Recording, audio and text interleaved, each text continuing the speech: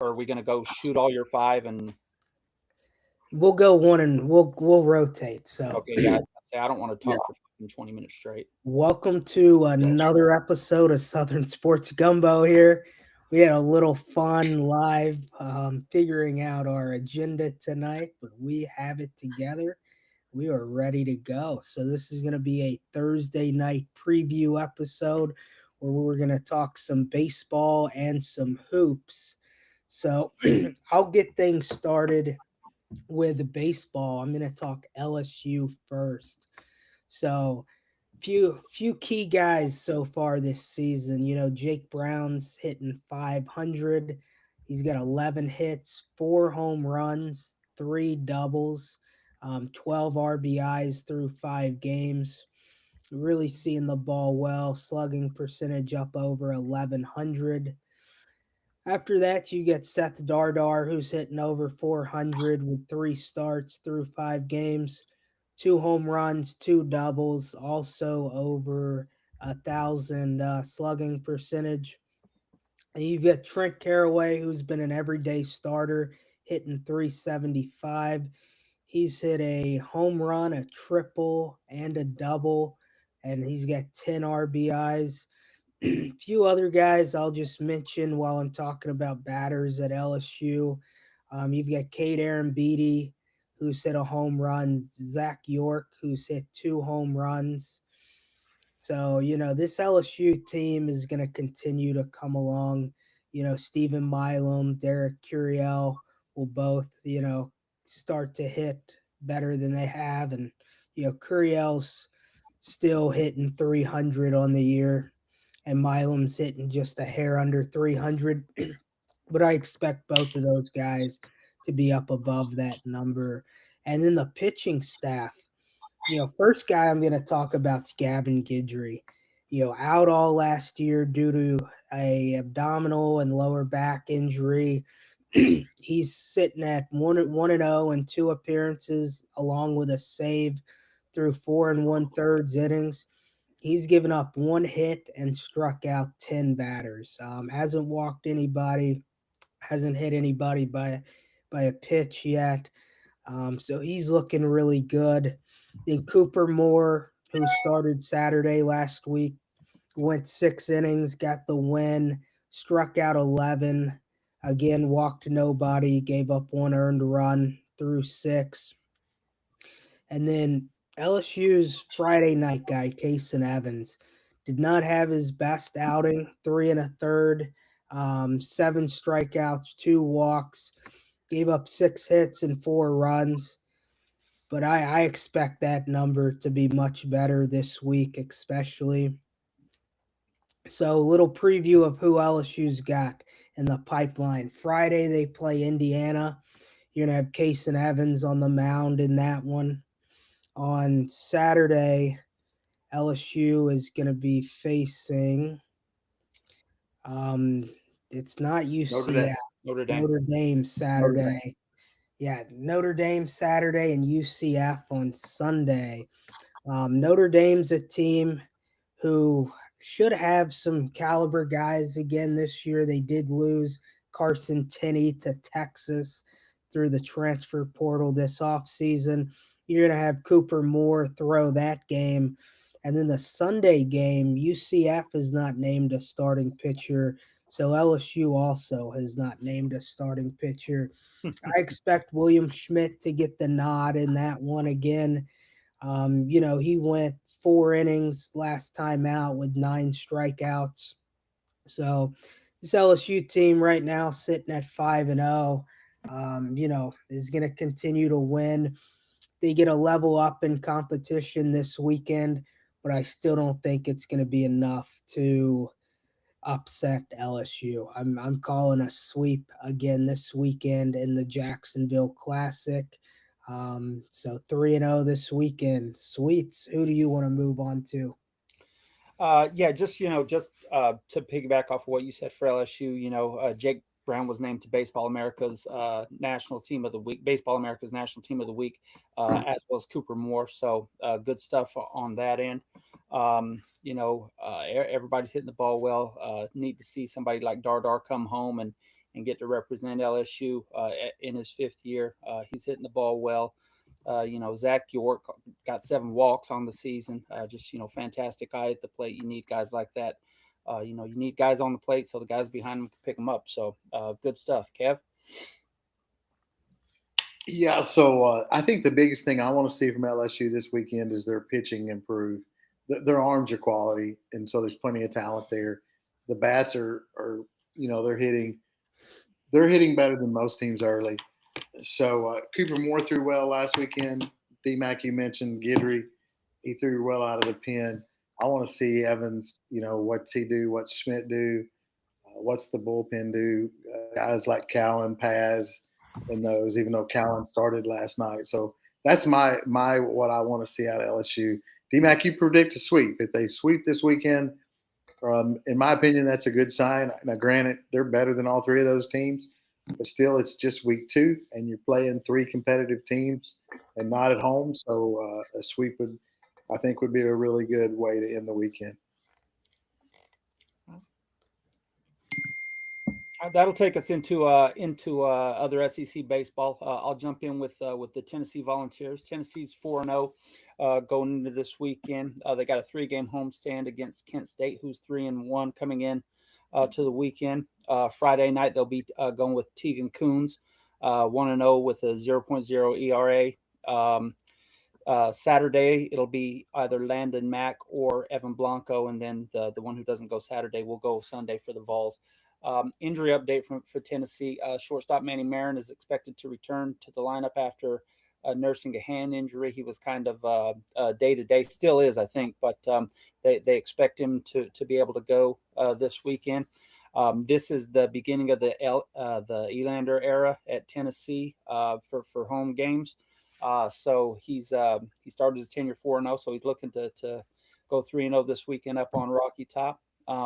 Tennessee's won 15 straight against non-conference opponents, dating back to 2020. So 15 straight series. So good for them. That bodes well for them. From a pitching standpoint, sophomore Blaine Brown was on the Baseball America Team of the Week as well after having a fantastic opening weekend. He hit .571 with 3 bombs, 5 ribs. He's got a 1.866 OPS, which is absolutely insane. Reese Chapman's hitting .600 on the year with 3 doubles. Henry Ford, .417. Tyler Maya, .500. Stone Lawless, everybody's favorite rock, hitting .333 with a bomb and 2 ribs. He did have a 3-run homer in a midweight game this week, so I got to add that too. So 2 homers and 5 ribs.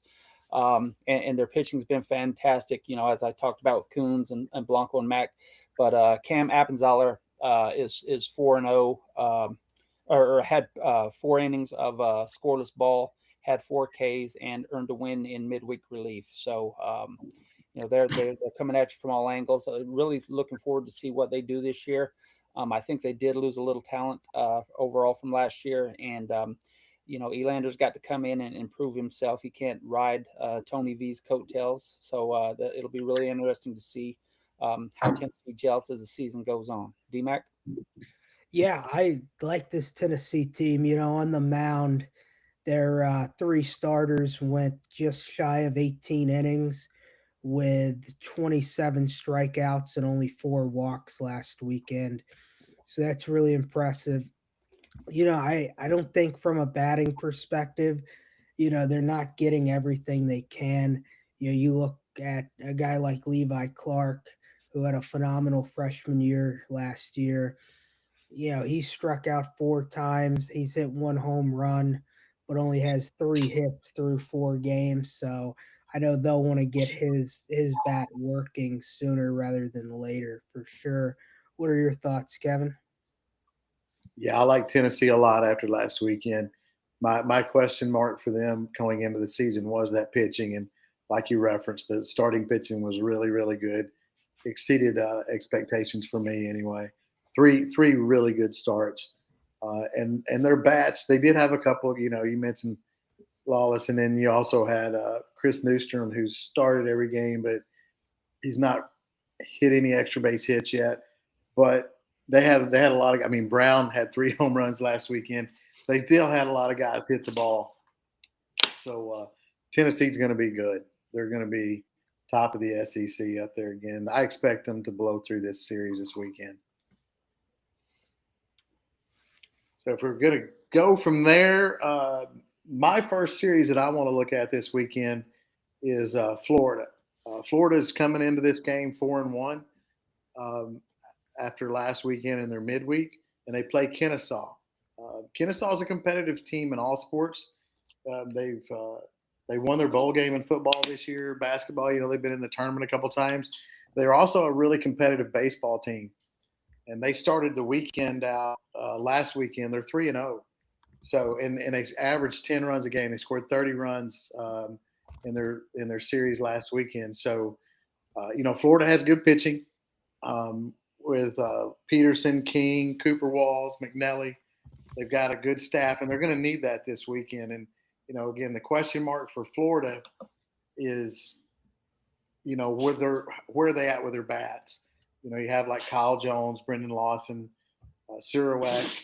Those guys all hit the ball well, but can they develop more in the outfield? Joe Sear, can those guys come on and give them more at the plate? So I think if I'm looking at what do we want to see out of Florida this weekend, it is exactly that. Can they hit the ball? Because they're going to have to. Again, Kennesaw scored 10 a game last weekend. So if Florida's going to win 2 out of 3 and win this series, they're going to have to hit the ball. And then, their pitching is going to have to come through too. Kennesaw's got some guys that can hit. Grayson McCullum, freshman, he hit 583 last weekend. Cooper Williams was 462. And then Chris Cole is a top 150 outfielder by D1 Baseball. So they're going to bring some good players in there. So it'll be an interesting series. I'll say this right now. I think Kennesaw gets at least one of these games, and I'm not going to be surprised if they take 2 out of 3 in this series. Sweets, what's your thoughts? You live close to that Kennesaw group. I'm not too far from the KSU ball field. Fantastic program list. They got a lot of talent here in Cobb County. If Kennesaw State could recruit Cobb County exclusively and get the pick of their litter, they'd be in it every year. That there's a ton of talent around here. They got a great program. Florida's strong too, though. Florida's led by Liam Pearson, who's a preseason All-American, had 96 Ks in 69 innings last year. He's their Friday guy. He'll set the tone for them for the weekend. They scored 21 runs this week against Stetson over 2 games, so they're pushing runs across the plate too. Sounds like a hitters matchup. So we'll see what pitching staff can control the other side the best, either Kennesaw State's or Florida's. But I agree with you, Kev. I think Kennesaw State gets at least one game. It wouldn't surprise me to see them win the series at all. DMAC? Yeah, one question mark I had for the Gators going into the season was outfield. I knew Kyle Jones would be a key piece. Blake Sear was a guy I wasn't sure if he was going to start. And then Cash Strayer has really stepped up. You look at Sear and Strayer through, through 5 games this year. They've combined for 5 home runs. Sear's hit 3 homers. Hitting 450, slugging over 1,400. And then Cash Strayer is also, hit 2 home runs. He's hitting 467 on the year as a true freshman. Liam Peterson got rocked a little bit last week in the his first start of the season. Went 3 1/3, walked 5. So I expect that number to get better as the season goes along. I don't see him, being pulled after 3 1/3 too often. I think that was a bit of an anomaly there. So I think the Gators. I called the Tigers to sweep. I know you Georgia boys are gonna get mad at this one, but give me the Gators to sweep here this weekend. That That's a strong pick. That doesn't make me mad at all. I'm not a Kennesaw State alum. But seriously though, Kennesaw State, a strong program there. They're really good program. Really good program. Where does that take us to next? Yeah, that's going to take us to Founders Park, where South Carolina is saluting the troops this weekend. Play Army on Friday, Navy on Saturday, and the Air Force on Sunday. Through Paul Maneri's entire career, he has, consistently played the service academies, continues to do so this season. They're sitting at 4-1 going into the weekend. They've got KJ Scooby, who's, hitting 435 with 2 homers, 6 RBIs. Reese Moore, who's a DH and catcher, has been a big surprise. He's got 6 hits and 14 at bats, 1 homer, 1 double. Talmadge LaCroix, their everyday catcher, has been seeing the ball well, hitting over 400 through 5 games. He's got a home run and 4 RBIs. My biggest surprise last night watching this Carolina team play was the talented freshman Will Craddock, who I picked as being one of my guys to click for this team and a breakout player. Got his first action last night, went 3 for 3 and also walked 2 times. So he, was on base every time last night. Had a triple last night, a true triple down the right field line. So also scored 4 times. So what a debut for the freshman out of South Carolina there. On the mound, they're going to go Riley Goodman on Friday, who, pitched 3 2/3, struck out 5, walked 2, gave up no runs. They're also going to pitch Amp Phillips on Saturday, who went 3 2/3, struck out 7, gave up 2 runs. And then they're going to throw Brandon Stone on Sunday, who gave them 4 innings with 5 strikeouts, no walks, 1 earned run. This South Carolina team is already much improved over last year. I'm eager to see where Will Craddock fits into the lineup here for him. He played first base last night. They recruited him as a shortstop. He was the number 2 prep shortstop in the state of South Carolina last year. He can play pretty much anywhere in the infield. So eager to see where he kind of finds his place until he gives him a reason to take him out of the lineup. This is anytime you play the service academies this early in baseball season, those guys fight really hard both on and off the field for our country. So I'm going to take Carolina to win 2 out of 3 here. I don't know which service academy gets them.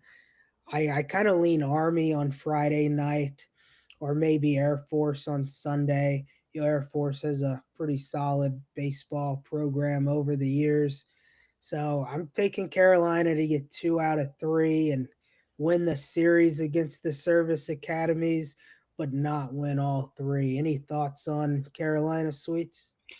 Well, just to reference Air Force's baseball program, the esteemed Paul Skeens began his career at Air Force. So where he not only was a dominant pitcher, but he raked as well. So good for Air Force. They've got some talent over there. South Carolina isn't thought to be to be really competitive here in the SEC this year. But they have come out and hit the ball a little bit. They looked a little lethargic against I think it was Northern Kentucky at the end of the weekend last week, but came back around in their 2 midweek games and hit the ball, played well.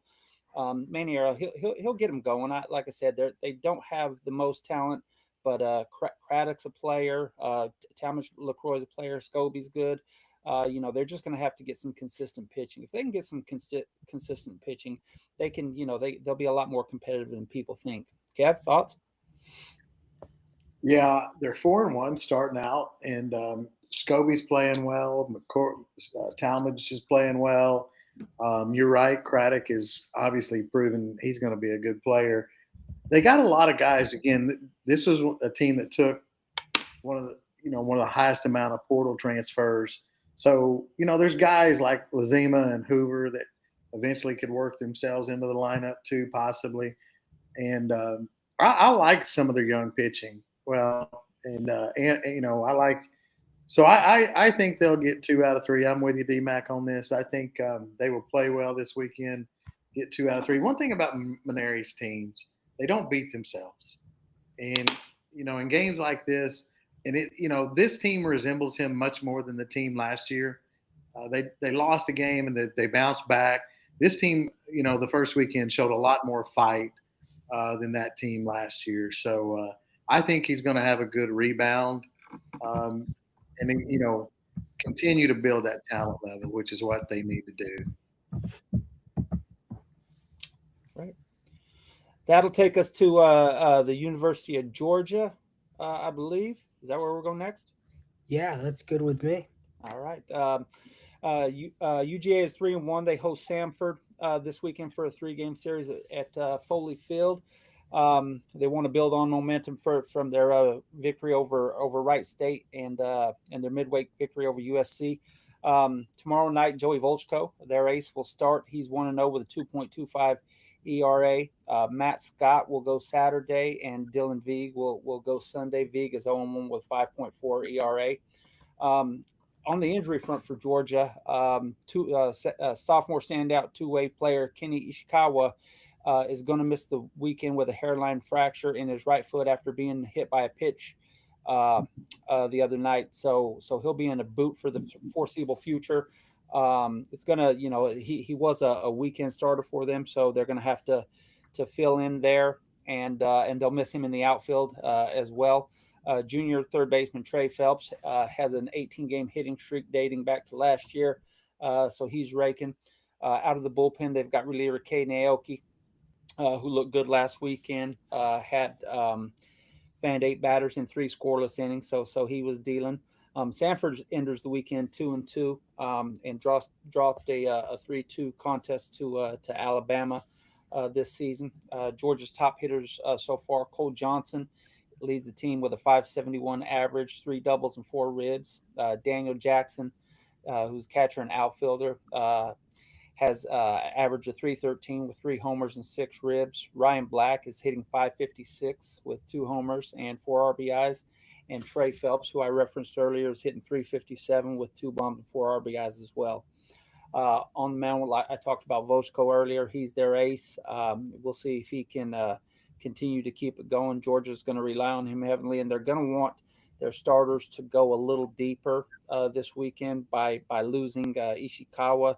That kind of messes with the way Wes Johnson will deal with his mid relief and in the pen. So it'll be interesting to see if they get in trouble early, where they go in the bullpen. DMAC, thoughts? Yeah, I'm eager to see Colby Branch, the shortstop, get going at some point this season. He is off to. Is there any personal interest? Why? There is a little bit there. Okay. Just ulterior motive in that. He is on my fantasy team.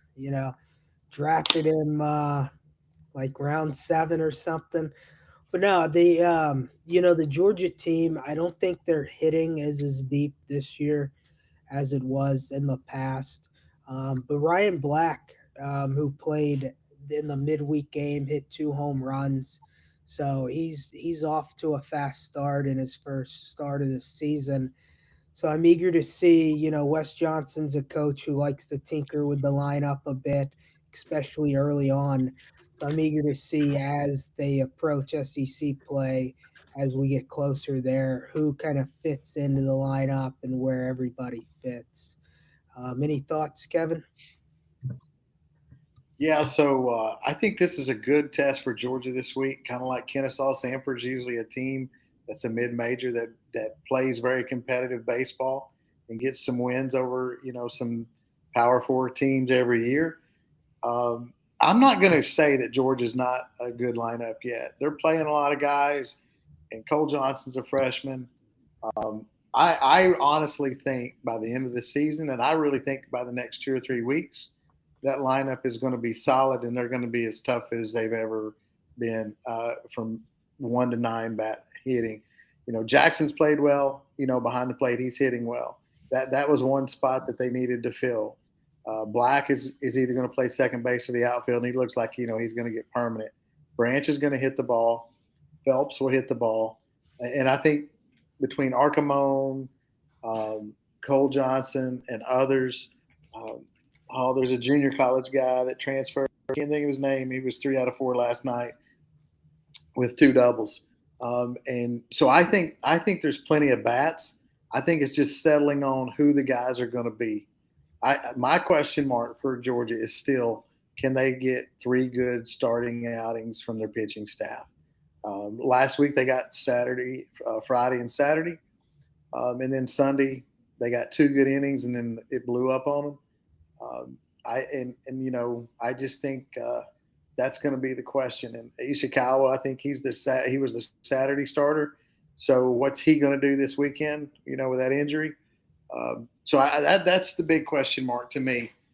I think Georgia should sweep this series, but I'm not going to be surprised if Sanford gets one just for the Georgia's starting pitching. Any other thoughts there? Where's that take us next? All right. Let's roll into the series with Kentucky and Evansville this weekend. Evansville, they're another mid-major that has had good history in the past. That being said, they started out 0-3 this past weekend, so I don't know that this is one of their stronger teams.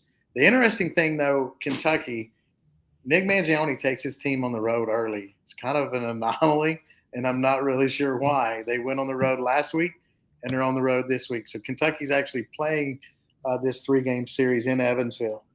So, definitely will strengthen them and their team. One big loss for Kentucky is Tyler Bell, and there's a lot of rumors that he's probably out for the season. The fortunate, let's hope he's not. I hope he's able to play because he's one of the best players in college baseball. The fortunate side of that is Kentucky has some depth up the middle in the infield. They moved Luke Lawrence, who was their second baseman, over to shortstop. Ethan Hindle can slide in and play second. He did last weekend and played pretty well. I like Kentucky's lineup. Kentucky's got a start here at, I believe they're 3-1, 4-1. They lost a game, midweek game, 8-6. But I really like their lineup. I really like their outfield because it's what Mangione likes to do. Those guys can all run. Tharnish, Schwartz, and Campbell. They can all hit around 300. They can all steal bases. And they did that this past weekend. I believe they stole like 22 out of 32 bases this last weekend. It was a crazy number. So they're going to run, and they're going to try to put pressure on the defense and score runs. Cerny, the third baseman, he had a decent weekend last weekend, but I want to see him emerge more and play better. And another interesting starter for him to me last weekend, I thought this guy would play some, but I didn't think he would start, especially as early. I thought he might start mid-year on. And that's Owen Jenkins, who was the number 1 rated catcher out of high school last year. He started, I think he was 3 for 5 in the first game, batted around 300 on the weekend last weekend, and had a couple of doubles. So, I think it just goes to show you that the lineup is deep for Kentucky. And I hadn't even mentioned the best part of their team. The best part of their team are their 1, 2, and 3 starting pitchers. Jackson Jelkin, who I thought coming into the season might be a 2, actually ended up Friday night and pitched, really good. He was outstanding. Ben Cleaver, who was last year's number 1, he pitched Saturday last weekend and again threw a really good game. And Nate Harris, who was the 2 last year, he pitched Sunday. So if you're Kentucky and you throw those guys out there, you feel like you've got a chance in every one of those games. And whether Jelkin stays on Friday night or Cleaver, those 2 guys are both really good. If you end up Cleaver as your number 2, you're going to win a lot of those games. So I think Kentucky will sweep this weekend. I just want to see if they can be consistent, hitting the ball, pitching, and all that. Their first 2 games last weekend were really good. So, D-Mac, your thoughts on Kentucky, Evansville? Yeah, I love this Kentucky pitching staff. I know you touched on them. They went 12 innings as the 3 starters on the weekend, and they struck out 22 batters to 0 walks. For their first 5 games, They've struck out 54 and only walked 13, which is, a really good number to be at the plate. Losing Tyler Bell, even if it's just temporarily, is going to be a little bit of a blow. But, Ethan Hindle with his three doubles and triple through four games is a huge plus for them. So I think this Kentucky team's another Kentucky team that's going to beat you, getting on base, stealing bases, 23 of 24 so far this season. Yeah, that's what, about 6.5 stolen bases a game or something. So these guys are really good when they get on base. Any thoughts, Sweets? I agree with you. That's a hell of a weapon to have in your arsenal. The ability to steal bases like that. Shortens things up for you. It turns gives a lot of extra opportunities that you won't normally get out of walks and singles. So that's really strong to have. Another player from Kentucky I want to bring up was Chase Alderman, who hadn't pitched for 2 years. He made his debut Tuesday after missing the past 2 years with injuries. He went 3 2/3 with gave up 5 hits and 4 earned runs with 4 Ks. But good for him to see him back out there. I know that they're hoping that he steps up and is able to provide some give them some strong innings this year. So we'll see how he does there. Kev. Yeah, yeah. I started there with Kentucky. Let me just close it off here with one more thing about them. We talk about their speed. I, to me, this is the way to play baseball. I love teams that can play defense, hit the ball, and steal bases. All that's. I grew up watching the Cardinals when Herzog was the manager, and you had Lonnie Smith, Willie McGee, Vince Coleman, and those guys. I remember they won the World Series against the Brewers, and they hit less than 100 home runs. They hit like 82 home runs that season, and won the World Series just because they played defense. And when they got on base, but it was like the merry-go-round. They would start them up and run. And so I think this Kentucky team is going to give a lot of people fits before the season's over. D-Mac, who you rolling to next? Yeah, we're going to roll with the Missouri Tigers. I'm doing a little bit of quick math. So it looks like last year they got into the month of March before they scored 48 runs. Well, 4 games in, they're sitting at 48 runs. They're coming in at 2-2. Um, few guys who are hitting the ball really well. Tyler Macon, who's a utility guy, was kind of slotted in to play first this season, is now playing center field with the injury to Caden Peer right now. He's hitting 500. He's got 2 doubles there as well. Chase Wyota from the transfer from South Carolina has hit 2 home runs, 10 RBIs, hitting nearly 400 on the season. Isaiah Frost, who's playing a little outfield for him, is hitting 556 after starting 3 games with a double, a triple, and 6 RBIs. And then you look at some guys like Pierre Sills, who's a veteran guy, really athletic in the outfield. He's got a couple hits on the year, sitting at 3 RBIs, just a tick under 300 for the season so far. Mateo Cerna is a guy who I think the bat's going to start clicking, and he is not on my fantasy team. He's just a guy that I think highly of behind the plate, really good defensively, and I think the bat's going to click for him pretty soon. And then I want to talk about their pitching staff. So right now their pitching staff sitting at a 4.6 ERA. Last year they were up around 11 on this season. So through 4 games, I can already see the improvement. They lost last Friday, but Javen Pimentel gave them 5 good innings, gave up 1 earned run, only 2 strikeouts. So I think the Missouri pitching staff wants to see that a little higher moving forward. That was also his first game back in almost 18 months on the mound. Josh McDevitt's going to be a starter for him.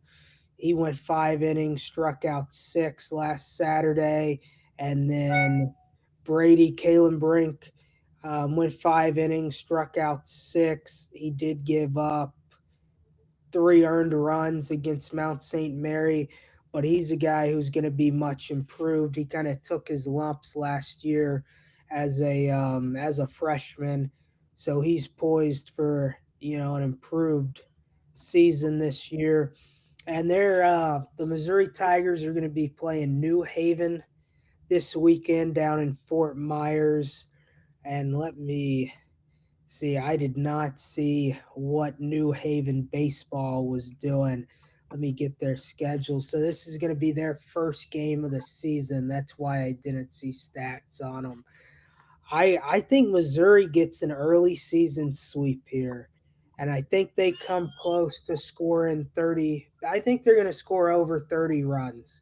Have another big offensive weekend here, and they're going to be sitting at 5-2. You don't know how competitive they're going to be in the SEC just yet, but they're going to be much improved from where they were last year. Kevin, any thoughts on Missouri? Well, I like them to win this series, like you said, and I do think that their bats will hit the ball. Their pitching is better. So yeah, and, they're playing a team that's only played that one game. So I think there's a lot of advantages for Missouri in this game or in this series. So I like them to win this series pretty handily. And if I say what do I want to see out of Missouri, I want to see if they can continue to score 6, 7 runs a game, and can they get good pitching for 3 starts? Can they trot 3 starters out there to throw 17 innings in the first 3 games? Mc, McDevitt pitched well last weekend. Uh, Pimental gave him 5. So can they get a third guy to step up and give them some innings and get good starts? So that would be my question mark for Missouri. But I think they win this weekend. Sweep it. I'll be with you there. Sweet, your thoughts? Yeah, no, I agree. New Haven, Pete's capital of the world, or at least the United States. Coming to Florida to get out of that cold Connecticut winter. On last week, Mizzou had a lefty Brady Kellenbrink go 5 innings for as their third guy. Gave up 3 earned runs, but that was okay because they scored 34 that game. So when you get 34 runs in support, you're probably going to be okay as a pitcher if you can keep it, in single digits. So they were able to do that. Mizzou, not high expectations for them on the season. Just want to see continued improvement. New Haven is a good club for them to get some ABs against, get a little confidence going. So good matchup. Where do we go next, DMAC? That's all up to you, Sweets.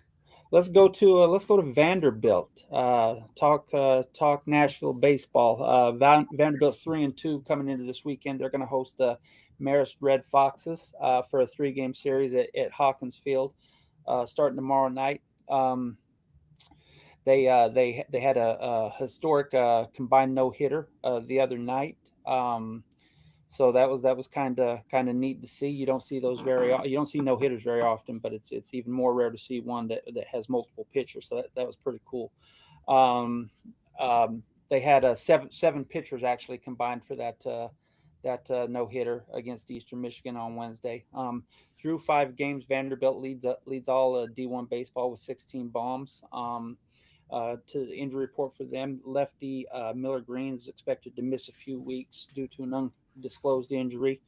Second baseman, left fielder Mike Mancini has missed the first 5 games with a quad injury, but Corbin says he's close to coming back. So the Vanderbilt fans hope to see him this weekend, if not midweek next week. Right-handed pitcher Hudson Barton could potentially return to the mound this weekend. That'd be a big boost for Vandy as well. And lefty top recruit Aiden Stillman is still taking bully sessions, but he has no definitive return date for him to start the season. At the plate, Brody Johnson has 5 bombs on the year with 8 ribs. Center fielder Braden Holcomb went 3 for 4 last night with 2 bombs and 8 RBIs, so that's having a day there. Right fielder Logan Johnstone was 5 for 11 hitting 455 with a bomb and two doubles. So he started off great since transferring into Vanderbilt. First baseman DH Tommy Goodwin has a couple bombs on the year. Ryan Waite hit a bomb, had 6 RBIs, and had a grand slam last night as a part of that midweek no hitter. And so Vanderbilt, Tim Corbin, great coach. He's always got it going up there. Vanderbilt's got a solid team. I think they'll go as far as their pitching takes them. And if they can continue to get consistent starts out of their weekend guys, they'll be competitive this season. DMAC, thoughts? Yeah, I like this pitching staff a lot. Connor Fennell didn't have his greatest stuff last weekend. I expect him to bounce back well. He did go 5 1/3. I also like Austin Nye a lot. He went 4 innings, struck out 6, gave up 1 run, but it was unearned. So I expect those two guys to have big games this weekend. And then Nate Taylor, a little bit of a bounce back. He gave up 2 runs, walked 3, and struck out 7 through 4 on Sunday. I expect their pitching staff to really turn it up a notch this weekend. So I'm going sweep again. It's a weekend of sweeps for me. What are your thoughts, Kevin? I like the sweeps with Vanderbilt. I really like Fennell. He strikes out a lot of guys. I think he's a true number one. Nice, solid. The thing that I want to see from Vanderbilt is, can Taylor, secure that third spot and lock it down? Again, he looked good the first couple innings and then got into, some trouble. But, talent-wise, he has an elite arm. So that would be the thing that I want to see is, can they get into that? Can he get into that solidifying that third spot? Their lineup, I like their lineup. They, Riker Waite's done really well as a freshman. They've got other guys, that's played well. Barzie's played well. So I think they're going to sweep this weekend. So we take that. We take that. Let's go to Oklahoma this weekend. They play Coppin State. Oklahoma was probably our supplies team out of last weekend, and I think all you can say this weekend is pad the stats weekend as they play Coppin State. I expect their lineup, their hitters, to all raise their batting average this weekend. A team that going into the season we thought had a solid lineup, but man, they really played well across the board. Camden Johnson hit well.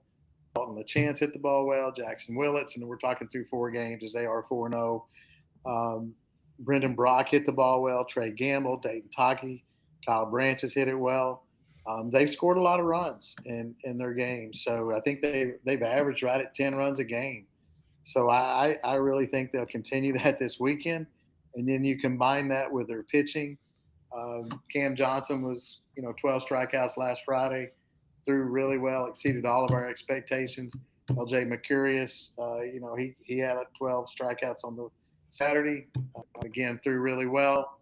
And then Cord Rager, the freshman, threw really well on Sunday. So this is a complete team, playing a team that talent-wise, this is a huge mismatch. Watch this be one game that there's an upset in. But DMAC on your sweeps, I got to go Oklahoma here. Not only do they get the sweeps, these guys are going to pad their averages and improve their ERA this weekend too. DMAC, your thoughts? Yeah, I love this Oklahoma team. Seeing them in Globe Life this past weekend, they are the most complete SEC baseball team at this point of the season. It's not me saying I think they're going to win the league. Just at the moment, they are playing more complete baseball than anyone else in the SEC. You look at their weekend rotation, went 16 1/3, struck out 31 to just 8 walks. So this is a really, really veteran pitching staff. And that's with freshman Cord Rager as the Sunday guy. They're playing, really good baseball. They're hitting the ball really well. I'm gonna stick with you. It is the weekend of sweeps for the SEC. So give me a sweep. What are your thoughts, Sweets? I'm standing on business. I'm not gonna go against you guys. I see the same thing here. Senior Trey Gamble was the MVP of the Shriners Children's Classic this last weekend. Had multiple home runs and posted tournament high OPS. Hell of a hitter. Oklahoma has some home field renovations. I know the fans will be excited to see. Put in a larger batter's eye, got a new outfield fence. They relocated their bullies to make it a little more user friendly. So hopefully that'll make the fan experience at Oklahoma a little better for those guys. Um, I'm not as high on Oklahoma baseball as my two buddies here are. But that being said, they did look fantastic last weekend and should look fantastic weeks. When we come back next week, you're going to say, Larry, you're an idiot, which you already may. But because Oklahoma's going to look that good this weekend, we'll see. We'll see where they are at the end of the SEC season. But yeah, I'm going with the sweep too. I'm going to go ahead and say they're going to score 40 plus in these 3 games. Nice. That'll take us to the Auburn Tigers now, playing in the Amagi Bank College Baseball Series. They are playing in Globe Life this weekend. They open up Friday against Kansas State, Saturday against Florida State, and Sunday against Louisville. So 3 quality opponents for the Auburn Tigers and getting things done at the plate. They're 3-1 this year. They had an ugly midweek loss where they combined for only 4 hits, 2 from Chase Fralick and 2 from Bob Terrell this week. In the midweek, lost 8-0. But I'm calling a bounce back for Auburn this weekend. Chase Fralick's hitting over 500. He's got a home run, a couple RBIs. He's hit a lot of singles. Eight hits and 15 at bats. And then you've got Bristol Carter, who's started 2 games, come in for 2 others. He's got 4 RBIs on the season, hitting 500. Brandon McCrane has started 2 games now. He's got 3 hits at 6 at bats. So the biggest loss for this team is going to be Chris Rembert for the time being. He's going to be out at least this week, maybe another week or 2, depending on the ankle sprain. And you've got Bob Terrell in the outfield who's hitting over 400. He's got a home run, a couple doubles. Eric Guerver, I butchered his last name, but he's playing a little bit of third base right now. So he's hitting over 350. Not a lot of power from this team right now. Only 2 home runs, the one from Bob Terrell and the one from Chase Fralick. So I expect these bats to come alive a little more. Todd Clay, who started 2 games at first base, the UAB transfer, is still hitless through 4 games. So if you're able to bet some props this weekend, Todd Clay is a guy you want to take to get a hit this weekend. And then let's go over the mound for Auburn here. Your Friday night guy is going to be Jake Marciano. He went 5 innings, punched out 12, gave up 1 run in the Friday night game against Youngstown State. And then you've got Jackson Sanders, who's going to be your Saturday guy, went 6 innings, struck out 8, gave up 1 run. And then Alex Petrovic, the Sunday guy, went 5 innings, struck out 9, no walks. Didn't give up a run, only gave up 1 hit through 5 against Youngstown. And then Drew Whalen, I think, is going to be a key piece of this bullpen. Struck out 3, went 3 innings on Friday night in relief after Marciano. And your 2 midweek guys, Andreas Alvarez got the start and went 4 innings, struck out 8. Then Christian Chatterton went 3 innings, struck out 3. They both gave up some runs midweek, but those are 2 talented sophomores who had really good freshman years last year. So I don't know if Auburn is a team I'm really high on in the SEC, but they've got a tough schedule with K-State, Florida State, and Louisville. I'm going to go. They're going to win the Friday, Sunday game. They're going to go down on Saturday and take 2 out of 3 in Globe Life this weekend. What are your thoughts, Kevin? Yeah, I think that, again, to me, there's certain things I want to see out of these teams this weekend. Auburn's pitching staff proved to me last week that I think, I can have confidence in that. The bats, you referenced them. The bats, they got to come to life. And we expected them to hit the ball well coming into the season. Chase Fralick has. Terrell has hit well for average. Now he needs to get some extra base hits. And Bristol Carter and Guevara and some of those other guys got to step up and hit the ball with Rembert being out this weekend. You mentioned the first baseman. He's going to be key to this. I want to see Auburn play well and win 2 out of 3 this weekend. I think it's going to be really tough for them. I'll say that. I'm not sure that they can do it, and it's going to be dependent upon their bats. They're 3-1 right now, and the Saturday game last weekend, they had to tie that game in the 9th to win that one in extra innings. Really like Butch Thompson. I think the team will be a good team before the end of the season, and I think they'll live up, to at least be a top 15 team. But we really need to see them come on and hit the ball this weekend and prove that they're not just a team that everybody thought highly of in the preseason. But they're pitching good. I'm interested to see if they're going to roll out the same 3 starters. Is Petrovic going to start this weekend? Because he did well last weekend. They've got depth pitching wise. Sweet, your thoughts?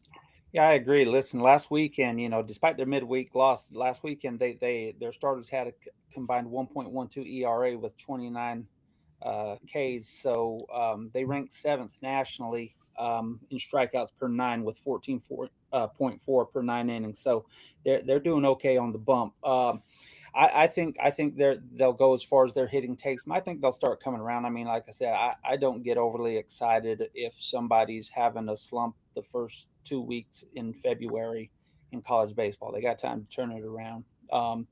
It's disconcerting because you see some guys that you've never heard of before hitting 770 with 3 home runs, and you're like, who the hell is he? And why isn't my preseason All-American doing anything for me? But like I said, it's just February. I'm not overly excited about that. That being said, Auburn has a tough schedule. It's good to see good baseball this early. Louisville and Florida State are both top 15 teams. Or Florida State 16, Louisville 15. So really good baseball, and Kansas State's a good team. It's going to be some really good baseball this weekend.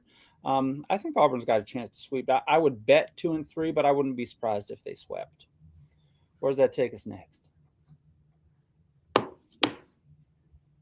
Which one do you want to take next? Yeah. I'll go ahead and jump in with Texas A&M. Texas A&M is coming into the weekend 4-0, ranked 24th in the country. They will continue their home stand at Bluebell Park this weekend with a 3-game series against the Penn Quakers.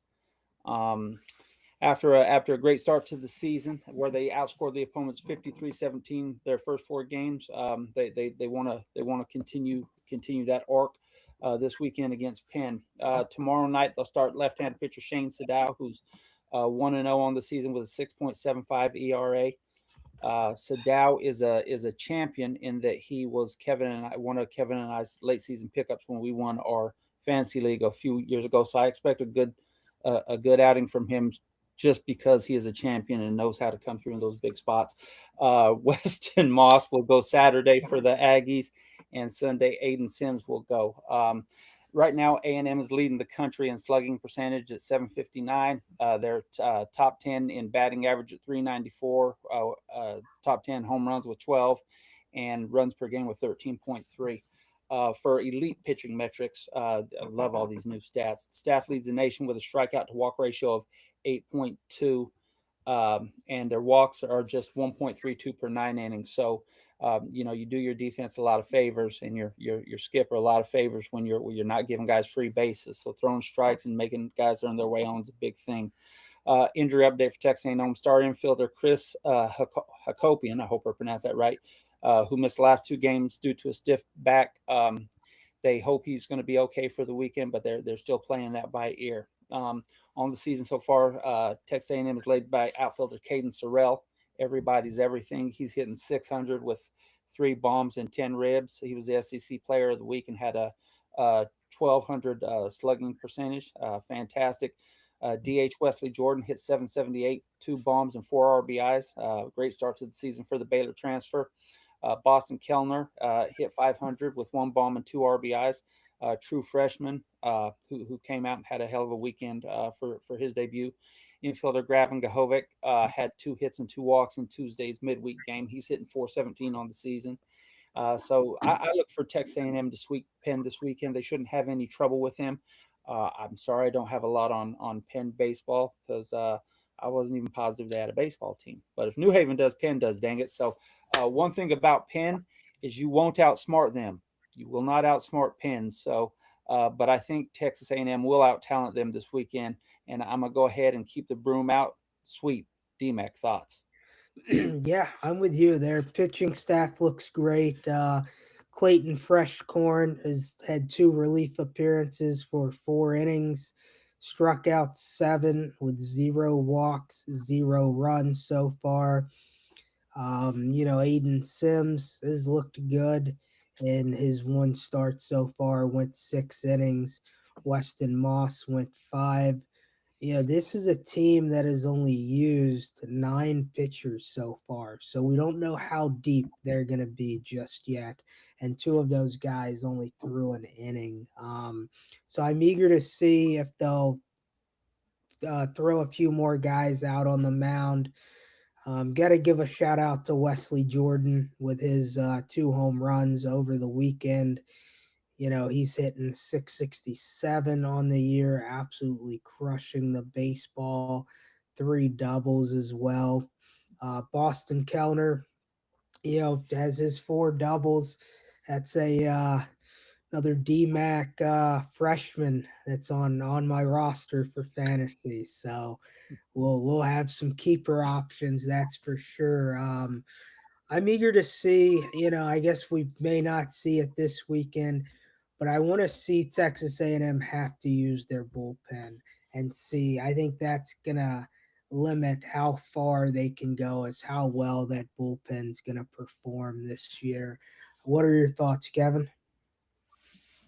Yeah, so great lineup. You guys, already talked about that. I love their lineup, 1 through 9, all the position guys, the defense that they're going to give them. Um, this is a really good lineup that can hit the ball and they can score some runs. Similar to Tennessee, LSU, this is one of your better lineups in the SEC. I totally agree that pitching is what I want to see. Again, if I'm looking at A&M, what do I want to see this weekend out of them? I want to see Sadal pitch well. I want to see Moss pitch well. And to your point, DMAC, let's see more of the bullpen. Let's see the arms that they've got. I expect they're going to score 10, 15 runs a game this weekend. But can that pitching staff hold the other team? These games should be 14-1, 15-1.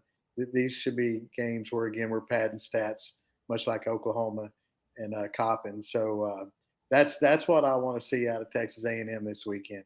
I fully have confidence that their bats will put runs on the board. Can their pitching shut this team down and show that development? So that's going to take us to Arkansas. Arkansas's got an interesting series. They're playing Xavier. Xavier is, in the last 9 years, has been to the NCAA tournament 5 times. So they're in the Big East. The Big East is not necessarily known for their baseball, but they've upset some teams in the tournament over the years. Not necessarily, went to the College World Series, but they've got some upsets in the early rounds. So this is going to be a good series for Arkansas. I think Xavier started out the season 2-2, but Arkansas, they won last weekend. Let's see, they're 3-1. But there's been some concerns about their hitting. Now, again, it is early, and I agree with you, Sweets. It's not any time to just jump off of a team's bandwagon and think they're going to be bad. But I think if you're Arkansas this week, you want to see T.J. Pompey, who's got off to a slow start. You want to see him perform better. Kozil's hit well. Aloy's hit well early. And Helfrich he's been really hot in the game or really cold in the game. So you want to see how he does. Brumbaugh, the shortstop, great defensively so far, but really hadn't hit the ball. Again, I think they're really just counting him for defense. Another hitter I think they really want to see step up this weekend is Mike Anu. Mike Anu, he's had some good games, but can he give them consistent at bats? And then on the other side of it, they're pitching. They got great arms. Geichel, I think, went 4 last weekend, and kind of very similar to last year. Had innings that he looked like he was going to be an All-American, and then had innings where he walked some guys and got into some trouble and gave up a 2-run homer. So can Geichel, step through and really be good? Hunter Dietz, suffered for some walks early. Can he improve this weekend? I think he got through 3 innings last weekend. So can he get to 5, eliminate the walks? He hadn't thrown in 2 years. Very highly regarded arm. And then Gibler pitched well last weekend. So, I expect him to bounce back. A lot of talent on this team. And I think that's what we want to see this weekend. Can that talent show that next, this is week 2. We're going to improve. We're going to be better. Not that we were bad last weekend, but that we're going to be good. And can we get a sweep in this series? If you sweep Xavier, that would be a good series to get. I think they'll win 2 out of 3. I'm not sure that they're ready to sweep teams yet, playing well enough. And again, Xavier's got some good players.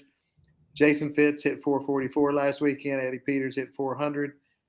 J.D. Crisp, the center fielder, hit 375, and Josh Stenthouse was 333. So they got 5 guys there that, and so far in the beginning of the season, hitting over 300. So they're capable. So if you're one of those pitchers, if you're Geichel or you're Dietz, and you have another inconsistent outing, this Xavier team could take advantage of that. So I kind of look at that. I think Xavier gets 1 game. I certainly think Arkansas gets 2. I think they win the series. Very confident. But will they take the next step and show some improvement from what they've played? They're a top 20 team right now, just maybe not quite a top 10 team. Fully expect them to be there. Sweet, your thoughts? So this weekend is their home debut. So this weekend will mark the debut of Hog Vision, which is a new 1,059 square foot high definition video board that they'll have out in left field that will help provide help the hog ball experience. It will give their fans a much bigger and clearer view of when DVH spits the bit and they choke. But good for them, because that's a really neat thing to have for them. That being said, Kuhio Aloy, their right fielder, got hurt his hamstring, I believe it was last week. They expect him to go this weekend. If not, they'll have Christian Turner in his place. Turner hit 167, but provided solid defense and relief of Aloy. So they'll miss Aloy if he's not able to step up bat wise. That being said, Xavier will provide a stiff test. These guys aren't bums out here. They do miss Connor Mish, who is the Big East preseason player of the year. He's out with an injury, as well as center fielder Jorge Valdez. So they will be missing a couple of their studs for Xavier. All things being equal, I'm with you. I see Arkansas winning at least 2. Wouldn't surprise me if they swept them, but mark me down for 2 as well. DMAC, thoughts? Yeah, I'm with you guys. The broom is put away right here for me.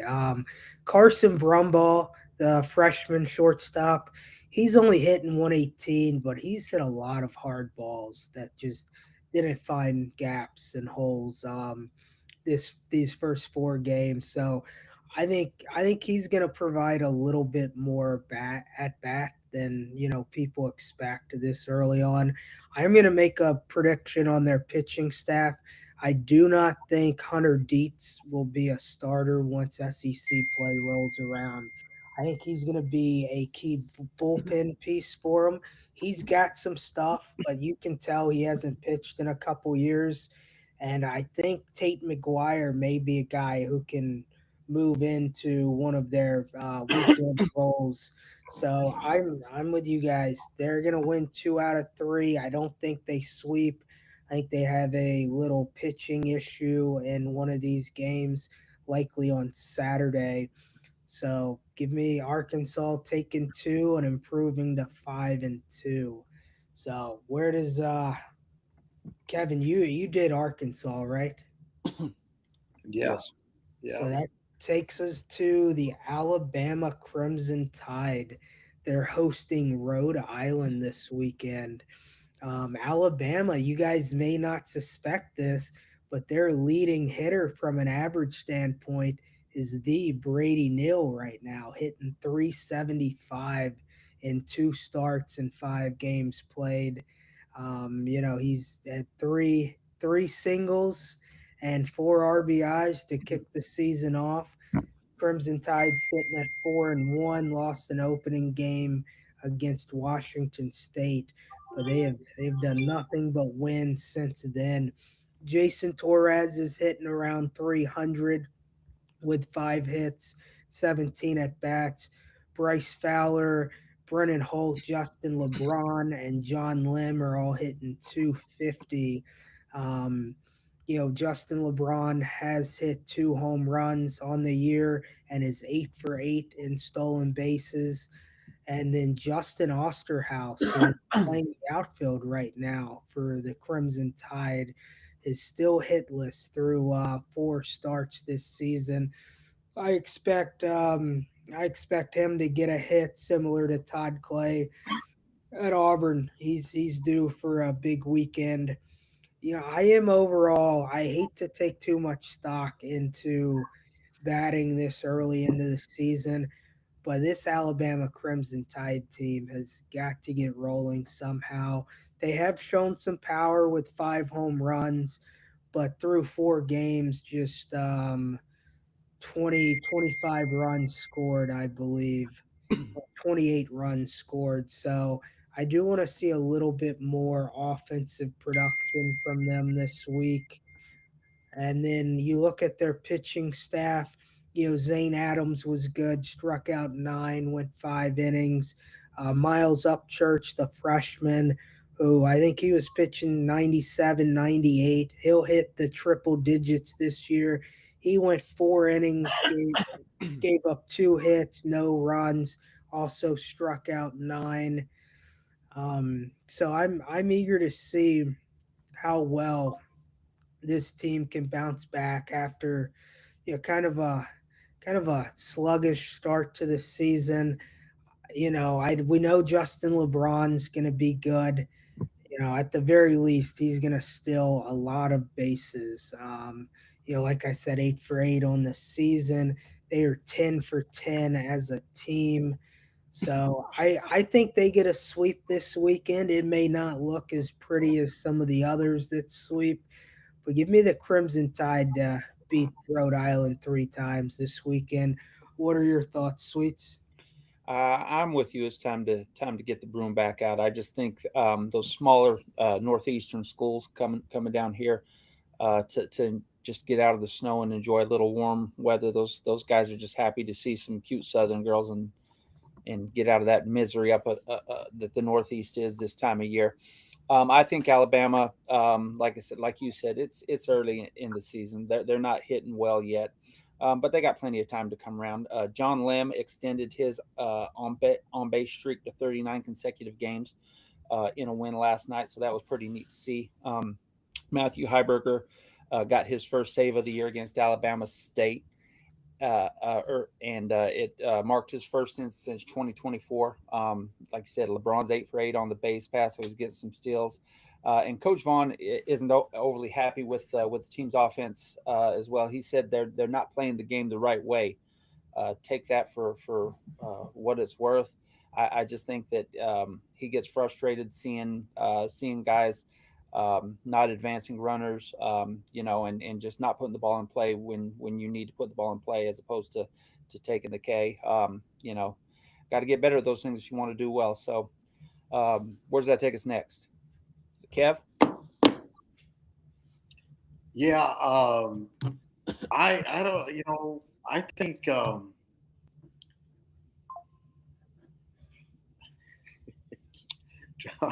I think we're going to see Alabama lose one this weekend. Just sitting here thinking about it, I'm just not really high on this team. Um, I think the interesting thing to me will be DMAC. You mentioned Missouri earlier and South Carolina. I love LeBron, and he's again maybe the best player in the conference. But you mentioned Jason Torres hitting 300. You mentioned Brady Neal hitting 375. Both those guys that are historically guys that have done really well against bad competition. But once you play some good competition, they don't hit very well. I just don't like this lineup and the pitching depth on this team. You know, they've been in games pretty much so far. All the games that they've played have been some tight games. So the you're right, Sweets. These teams from the Northeast, they come down this time of year, and they struggle simply because they haven't had a chance to take batting practice much outside with the weather. Right. So that part alone makes me believe that Bama could sweep them because they've been playing baseball. In the South, all these teams have been playing through the fall, the winter, spring. They've got plenty of ABs in. Where a team like Rhode Island maybe is had 6-7 scrimmages just because of the weather. So huge advantage to Bama just on the amount of time that they've got to practice. But again, and they're the more talented team. But I don't think Bama sweeps this weekend. I think it's 2 out of 3 again. Again, I just don't not very confident in this lineup and what Bama has. So I'll be interested to see when as their non-conference progresses, do they step up? I do think their coach is a good coach. I think he's done a good job over the years. I just think this is his least talented team.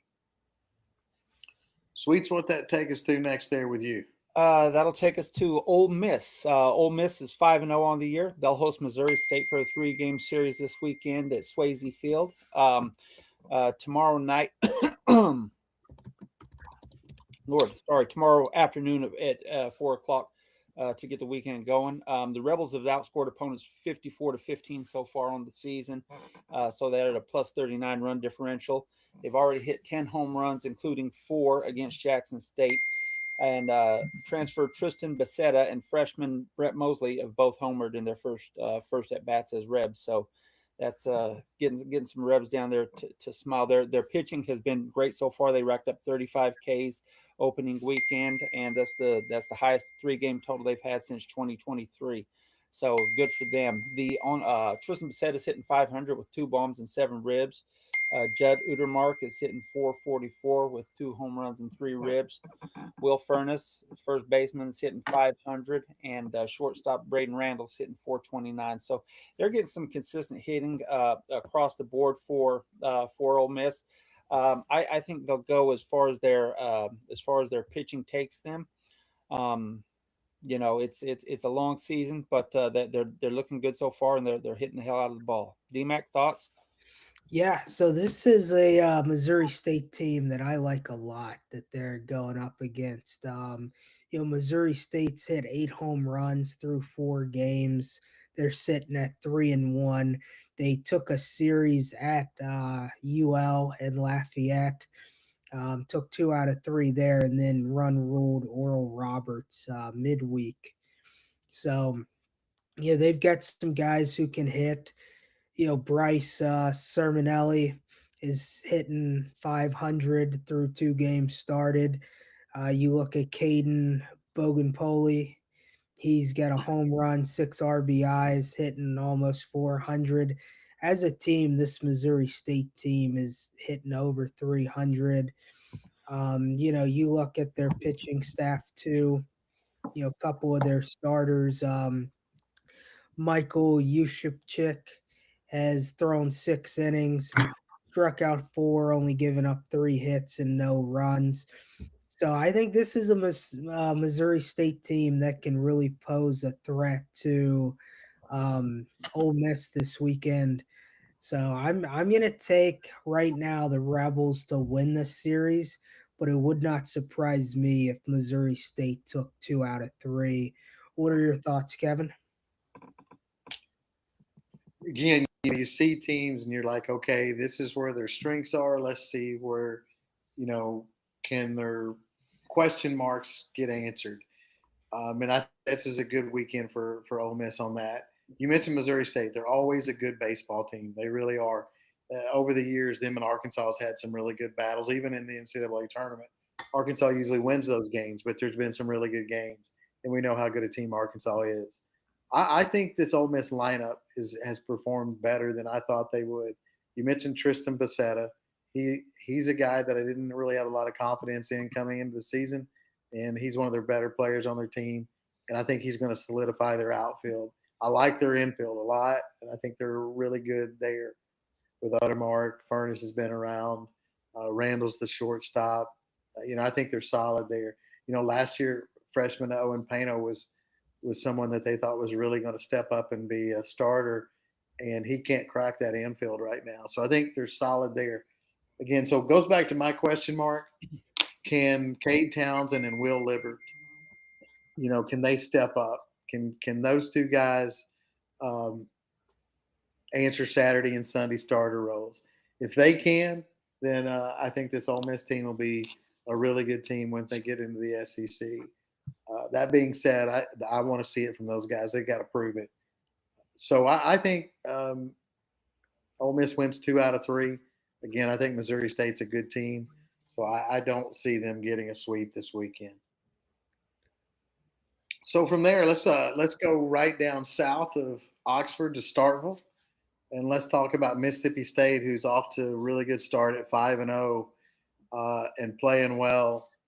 Really, all around baseball wise, they're playing really well. When you look at their lineup, hitting wise, they're hitting 321 as a team, and it's across the board.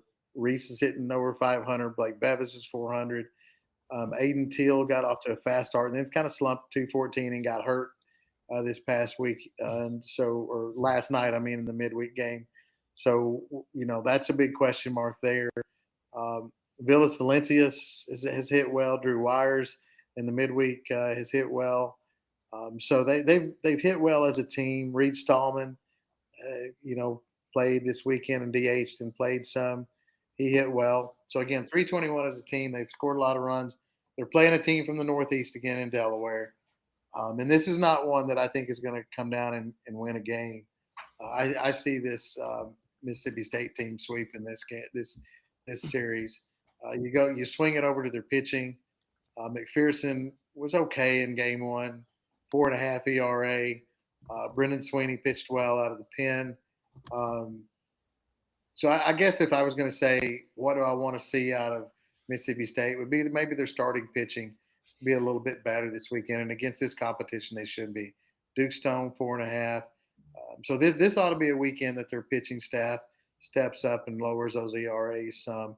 But I fully expect Mississippi State to sweep Delaware and continue their hot run and take them to 8-0 as a team. Sweet, your thoughts on the Bulldogs?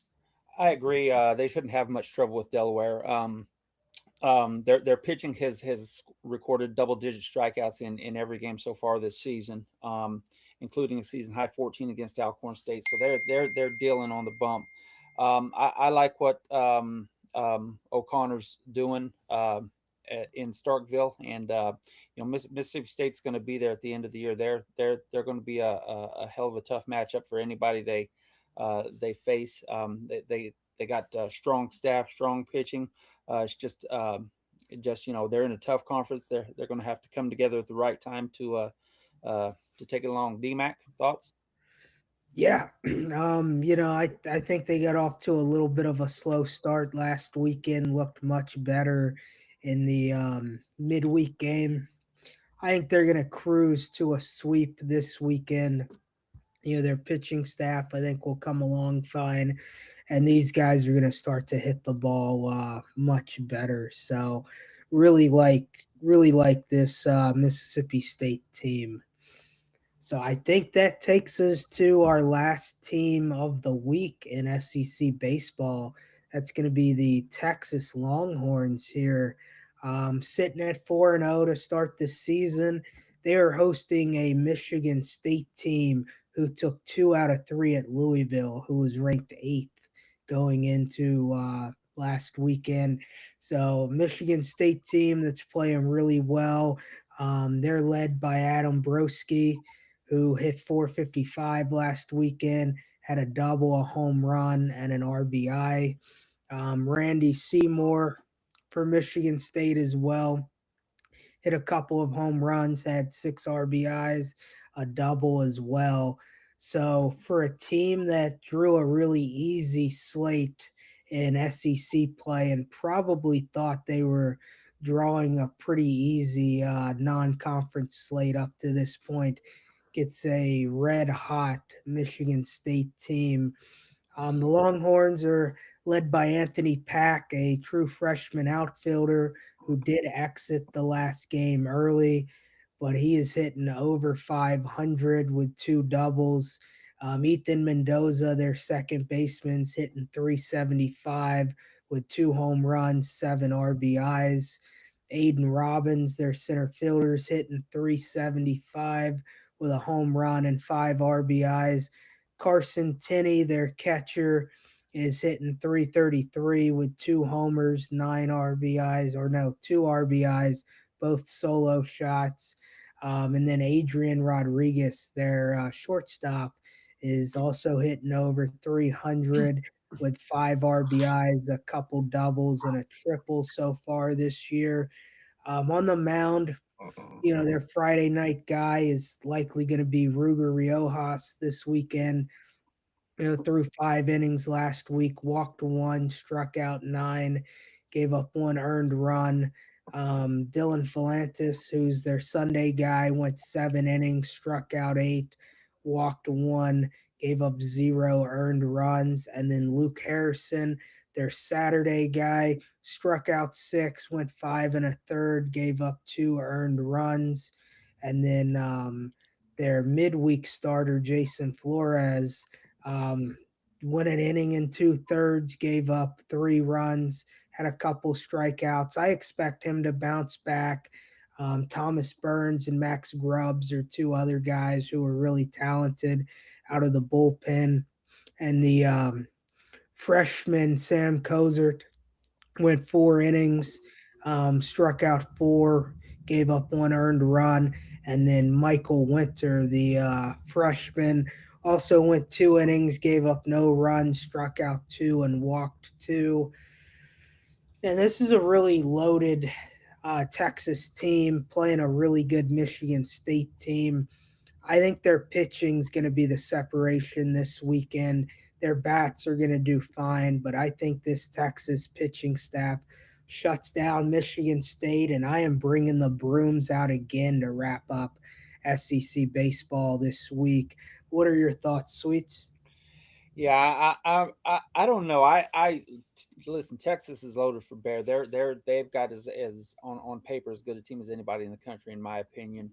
But Michigan State's playing well so far. So I think Texas will sweep. Wouldn't surprise me if Michigan State snuck one, maybe even 2. If things break right for them. They Dylan Volantis was fantastic. Co-pitcher of the week last week for a strong start against UC Davis.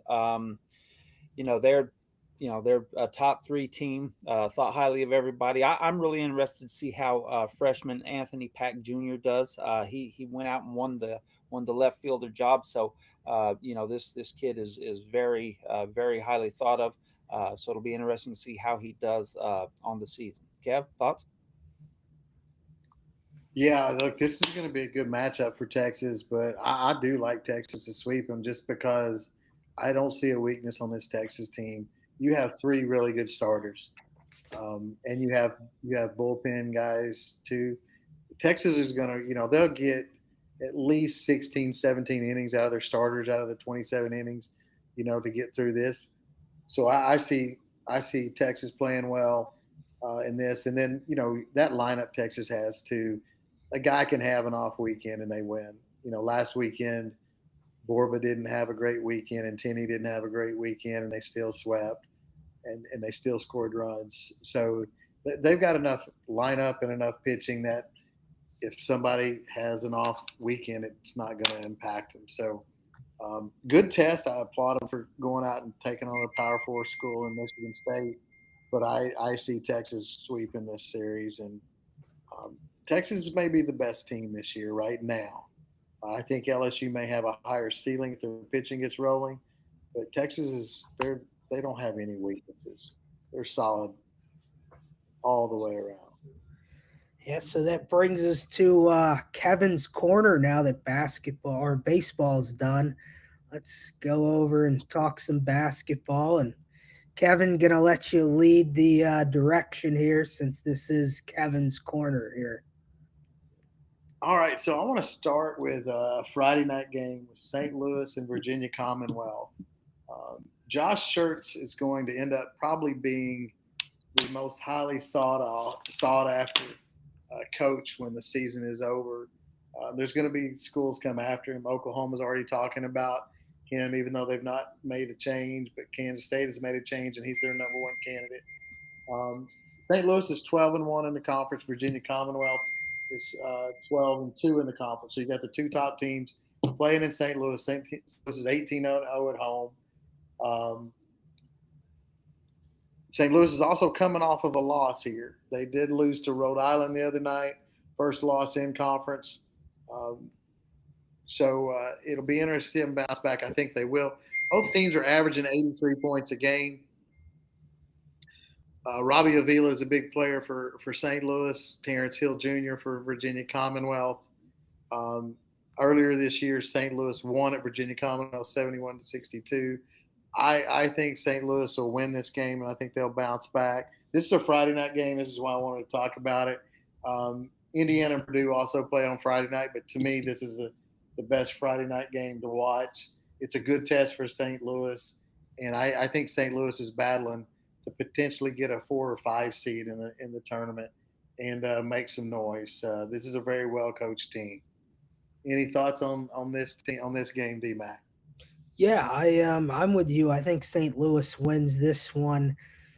And I also think Josh Schwartz is out after this season, moves on to greener pastures here. So he's gonna finish strong with his boys this year, but he is getting out of the St. Louis area after this season. What are your thoughts, Sweets? Yeah, I'm with you. If he's not the most sought after coach at the end of the season, he'll be one of the top 2 or 3. So he'll be able to ride his own ticket moving forward. That being said, things are going pretty well for him now with a Billiken squad that not a lot of people thought was going to be as strong as they are. They expected a decent squad, but he's done a hell of a job with them this year, and I'm looking forward to see how far he can take them, keep everybody healthy, and see what happens. That'll take us to Iowa State and BYU. I'll jump in on that one there. Pardon me. On Saturday, Iowa State will visit BYU. They'll head to Provo, Utah, where the elevation is high and the students are not. Um, BYU is 19-7 on the year, but they will struggle as they lost the heart and soul of their team. Richie Saunders was out for the remainder of the year. He tore his ACL just seconds into overtime in a win against Colorado. So that's a big bite in the butt for them. He averaged 18 a game. So that's going to hurt them. The Cyclones entered the contest ranked in the top 10 and are led by star forward Milan Momcilovic and defensive specialist Tam Lepsia. I nailed that name, didn't I? Momcilovic. Well, that was good. Iowa State holds a 3-2 series edge in the all-time series, but last year in the Big 12 tournament, BYU knocked them out in the quarters behind a record-setting three-point performance. So I know that Iowa State, keep that in the back of their minds, want a little revenge here. Looking forward to a great game this weekend. BYU is going to rely a lot on Bancha to carry them. He's averaging a 24.4 a game, and right now is projected to be the number 1 pick in the draft next year. These games on paper match up pretty well. They both average right around 85 points a game. BYU gives up 75 a game, where Iowa gives up 64. I expect this to be a close game. I think that Iowa State's going to win. I think that they're just a better team, and losing Saunders really hurts BYU. I always say this when a team from the Midwest or the South or wherever goes to Provo or Salt Lake City, that elevation can get you, and especially when you're in a sport like basketball where you're sprinting and you've got bursts. Those the air doesn't get to your lungs as quickly as it does in many other places in Provo. So don't be surprised to see Iowa State suck and win in the second half. I do think they win the game. I'll call it Iowa State 84, BYU 80. That's it, 84-80. DMAC, thoughts? Yeah, they get the win by half a point according to the 3.5 point spread. This Iowa State team is really good. They're really good down low at the forward position. I think that's going to be the biggest edge for them this week. So that's why I'm going to go Iowa State. I think BYU is still they'll probably be a 4 or 5 seed in this tournament. Iowa State's still playing to potentially be a 1 seed, but most likely a 2 seed. But give me Iowa State here. What are your thoughts, Kevin? Yeah, so to me, this is a really interesting matchup between two contrasting styles. You've got BYU with AJ DeBoncha, who's wanting to get into an up-tempo game. Very free-flowing offense is what they want to play against an Iowa State team who's a top 10 defense by every metric in the country. Iowa State has also got two big wins in the last two games. Now, granted, both of them were home. They beat Kansas this past weekend, really controlled that game, won that game handily. And then their midweek this week, they beat Houston again at home by 3 in a very tight, hard-fought game. When I look at these type of games, I'm going to go to the team that the toughness in the defense. Iowa State can score, but when you have that toughness in these tight games, I'm going to go with Iowa State. The no doubt the where the game is being played could play a role in this. And as hard as Iowa State plays, it could have some fatigue. And DeBoncha, who I think is the best freshman, but last night when I watched Darius Acuff play against Alabama, he's going to get Acuff will definitely give him a run. But golly, what two really good freshmen. So there's times that DeBoncha I think could take this game over. That being said, I really like Iowa State's defense. I think they'll contain him. Give me Iowa State in this game, 82-78. I just don't like BYU in a game like this because they don't play enough defense. Again, to me, if you're playing in these games and you got two tough teams and one of them's tough, if the other one is weak on defense, I don't like to take that team to win. So I like Iowa State. All right. Where's that take us to next, D-Mac? Yeah, it's going to take us to UConn Villanova. UConn is number 5 in the country at 24-3. Villanova is unranked at 21-5, with losses to BYU by 5 to open the season, a loss to Michigan, a loss to UConn a couple weeks ago, and then losses to Creighton and St. John's mixed in there as well. But Villanova's on a 5-game win streak. And you look at UConn, they are also they've been a little banged up here recently, losing 2 of their last 5. A loss to Creighton their last time out at home, and then a loss at St. John's earlier in the season. You look at these teams, they both average, over 78 points a game. UConn's a little better defensively, giving up 66 as opposed to Villanova giving up 70. Both of these teams rebound really well, 35 and a half boards a game for Villanova, 36 boards a game for UConn. UConn is actually only second in the Big East right now in the rankings, but Solo Ball, the guard, is playing really well, averaging 14 and a half a game. Terrace Reed, their center, averaging 13 and a half, almost 14, with almost 8 boards a game as well. are two key guys I like at UConn. And then you go over to Villanova and sorry, choked up a little bit there talking about this strong Villanova team that should be ranked. Emotional, man. Emotional. Yeah, Tyler Perkins, one of their guards averaging almost 14 a game, almost 6 rebounds a game. And then Caden Lewis, their point guard, averaging 13 with 6 assists per game.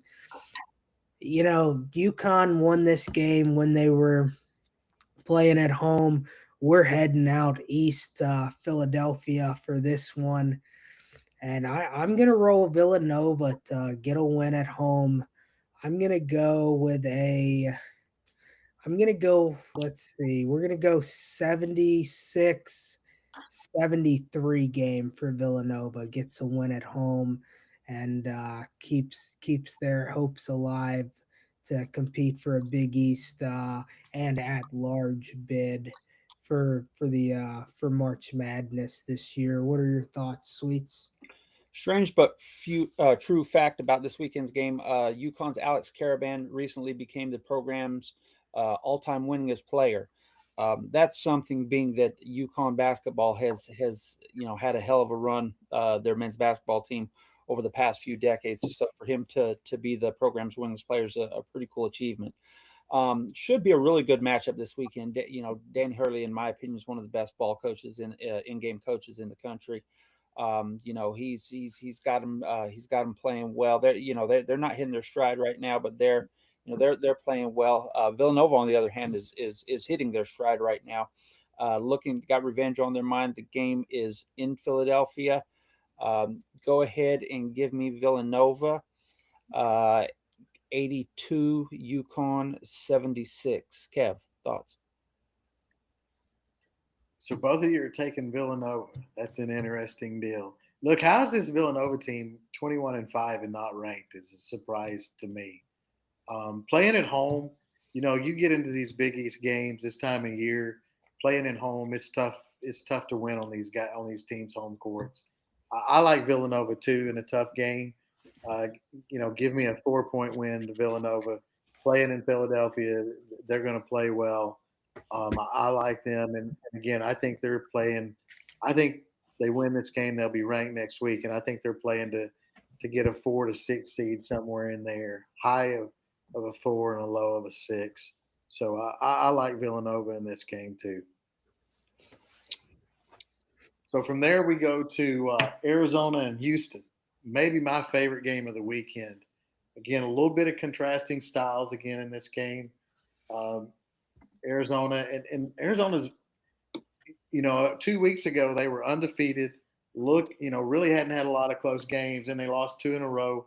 2 tough games to play. They lost on the road in Lawrence to Kansas, and then came home and in an overtime game lost to Texas Tech. And they've only got 2 losses on the season. Houston's got 3 losses. Houston just lost their third game. Arizona's 24-2. Houston's 23-3. But Houston lost a tough game midweek this week, like we mentioned a minute ago, to Iowa State in Hilton Coliseum, which is a tough place. Arizona State, very up-tempo team, scoring 88 points a game. Houston, a little more up-tempo this year than they have in the past, averaging 78 points a game. Both give up 65.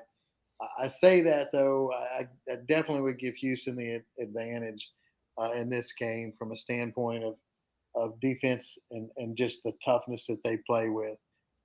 An interesting kind of point in this game is Koa Pete, the freshman player from Arizona, is injured. So they're going to have to, be able to play without him. And then they also have another freshman, Dwayne Aristoti, that's hurt in this game. So they're going to be without 2 key players.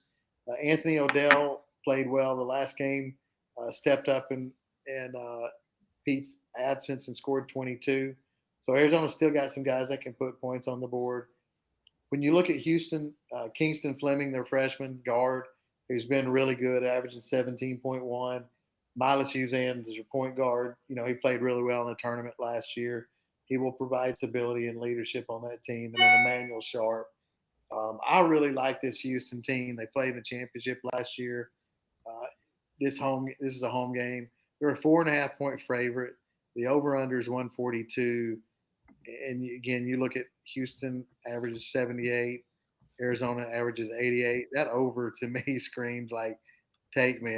That's money in my opinion. I don't see how that game stays under honestly 150 in my opinion. But I like Houston in this game. Coming off of a loss, I think they're going to really fight. There's no tougher team in college basketball year in and year out than a Kelvin Sampson coach team. Both these teams are playing for a 1 seed, and they're both going to fight like heck to get that. And I think this Houston team can get a win and make a run to get back in that Final Four. Combine that with Arizona being banged up. But Saturday when you're watching sports this weekend, pick this game to watch because it'll be totally an entertaining game. Sweet, your thoughts? Yeah, I'm with you. I like Houston. I like Houston in this game for multiple reasons. One, they're playing at home and they got an 18 game home win streak. Two, they've got Arizona's number. They've won their last 3 games against Arizona. And Kelvin Sampson knows his opponent. And as you said, nobody's gonna out tough Houston. Three, I think missing Koa Pete is gonna hurt Arizona a little more than people are thinking. I think he's a big cog in their offense. They go through him for a lot of stuff. That being said, I think they're going to miss him, and combine those factors. Houston's going to win this one by eight plus. DMAC. Yeah, I'm with you guys. I am rolling with Houston too. I hate that we all took Houston here. That doesn't bode well for the Cougars. But watching Calvin Sampson, even though they did not win the championship last year, the way that he coaches to see live in person is the reason that I'm taking Houston. Both of these teams are really good. You're talking about a 2-4 matchup, potentially two number one seeds in going into March Madness, teams that may face off again in the Final Four if things go the way both teams expect. But I'm giving a huge edge to Houston this week for the coaching factor. So give me Houston to win by 5 here. All right. So where does that take us now? That'll take us to Tennessee Vanderbilt. Tennessee travels to Nashville to face number 19 Vanderbilt in a clash of two SEC teams. Vandy is ranked 19th, 8-5 on the year. Tennessee is unranked and sits at 7-4 in the conference. Tennessee's on a little bit of a hot streak. They've won 7 out of their last 8. Most recently, whooping up on Oklahoma by 23 the other night. Vandy's most recent game, they lost a heartbreaker to Mizzou 81-80, and that snapped a 2-game losing streak or a 2-game win streak for Vandy. Tennessee leads the all-time series 132-77. So that's been a long-standing thing. Vanderbilt has improved and has been a lot better recently. This is a big game for both teams. They're both sitting with virtually the same record in conference. They're both playing for seeding now, both in the SEC tournament and the NCAA tournament. It's in Nashville. My heart says Vanderbilt, but I like what Rick Barnes is doing at Tennessee, and he's got those guys playing well right now. So give me the Vols. I'll take the Vols 71, Vandy 66. DMAC, thoughts? Yeah, I like this Vandy team a lot. I'm I'm with you on your assessment of them. I'm gonna roll Vandy this week. Gonna go 4-point win for the Commodores. Yeah, they're still licking some wounds from football season, not getting their boys into the college football playoff. So I think they get a big win here and make a pretty deep postseason run. Not gonna call Final Four yet, but I think Sweet 16 run is in the cards for this Vanderbilt team. What are your thoughts, Kevin? Yeah, this is a game that if you played it 7 out of 10 times, I would probably like Tennessee 7 out of 10 times in this game. The one difference is, and that's just because Rick Barnes teams are so consistent. The one difference in this game, Vanderbilt's a tough place to play.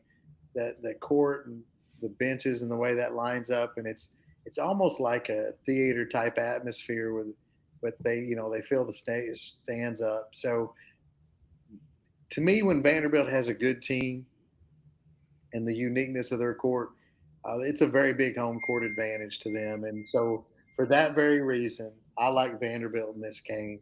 But the toughness and the Rick Barnes defense, makes it interesting. But I like Vandy in a close 3-point win, 78-75, something to that effect. And again, another game that will be, if you want to watch a good college basketball game, this will be one to watch.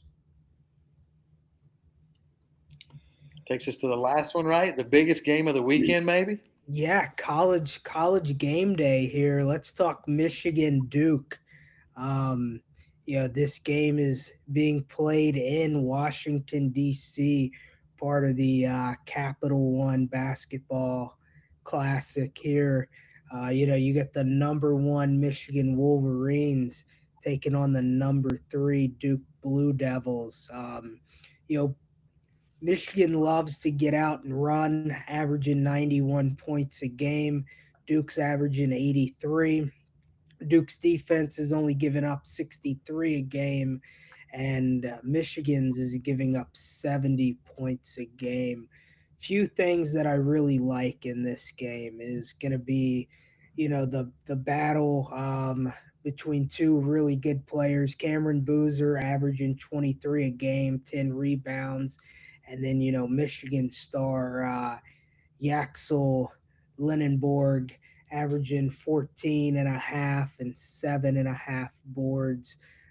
Few things that I really like in this game.